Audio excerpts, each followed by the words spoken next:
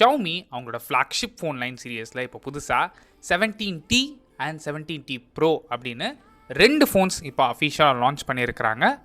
நம்ம சேனலில் already 17T பற்றி ஆல்ரெடி வீடியோ போட்டிருக்கோம். நீங்கள் இன்னும் அந்த வீடியோ பார்க்கல அப்படின்னா மேலே ஐ பட்டனில் கார்ட்ஸ் தரேன், செக் பண்ணி பாருங்கள். இன்றைக்கி இந்த வீடியோவில் இந்த 17T Pro எப்படி இருக்குது அண்ட் இவங்க லான்ச் பண்ணியிருக்கிற இந்த ப்ரைஸ் பாயிண்டில் இந்த ஃபோன் நீங்கள் வாங்கலாமா அப்படிங்கிற கம்ப்ளீட் டீட்டெயில்ஸ் தான் இந்த வீடியோ நீங்கள் தெரிஞ்சுப்பீங்க.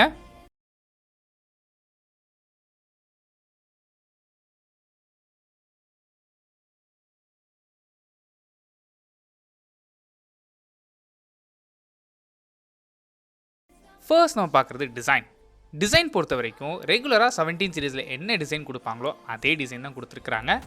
இந்த டிசைன் பற்றி நீங்கள் என்ன நினைக்கிறீங்க அப்படிங்கிற உங்கள் தாட்ஸ் என்ன அப்படிங்கிறது கீழே கமெண்ட் பண்ணுங்கள்.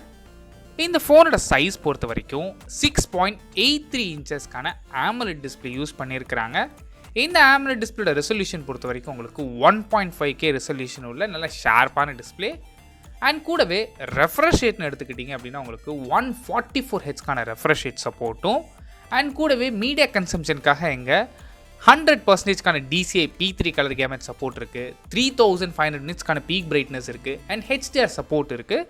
அடிஷ்னலாக எங்கே டால்பி விஷன் சப்போர்ட்டும் கொடுத்துருக்குறாங்க.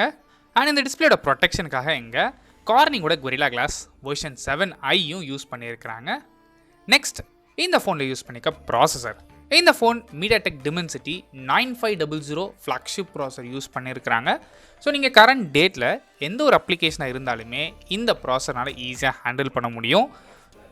அண்ட் அது மட்டும் இல்லாமல் இங்கே கேமிங்காக எங்கள் Xiaomi ஓனாக டெவலப் பண்ண 3D ice loop cooling system use பண்ணியிருக்கிறாங்க. ஸோ இதனால் என்ன பெனிஃபிட் அப்படின்னா நீங்கள் கேம்ஸ் ப்ளே பண்ணும்போது இதில் ஹீட்டை பெஸ்ட்டாக ரெசிபேட் பண்ணுறதுக்காக இது யூஸ்ஃபுல்லாக இருக்கும்.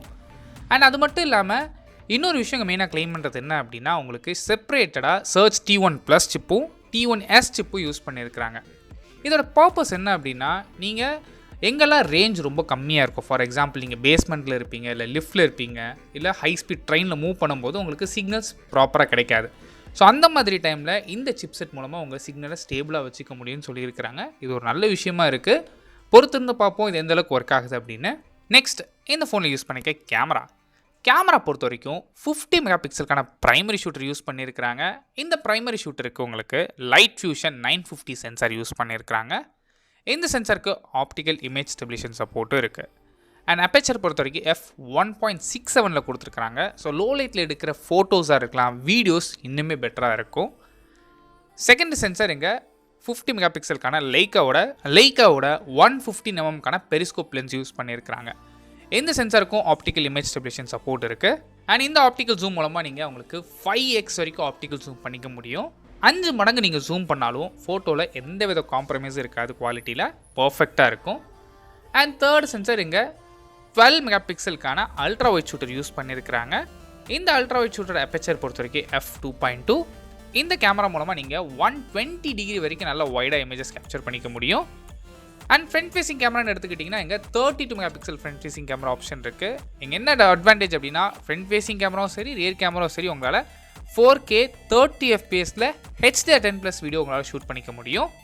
ஸோ vlogging மாதிரி பர்சன்ஸ்க்குலாம் இது ரொம்ப யூஸ்ஃபுல்லாக இருக்கும். நெக்ஸ்ட் இந்த ஃபோனில் யூஸ் பண்ணிக்க பேட்டரி 7000 mAhக்கான சிலிக்கான் கார்பன் பேட்டரி யூஸ் பண்ணியிருக்கிறாங்க.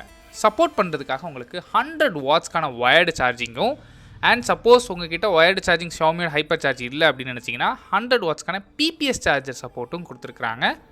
அண்ட் கூடவே உங்களுக்கு 50 வாட்ஸ்க்கான வயர்லெஸ் HyperCharge சப்போர்ட்டும் இருக்குது.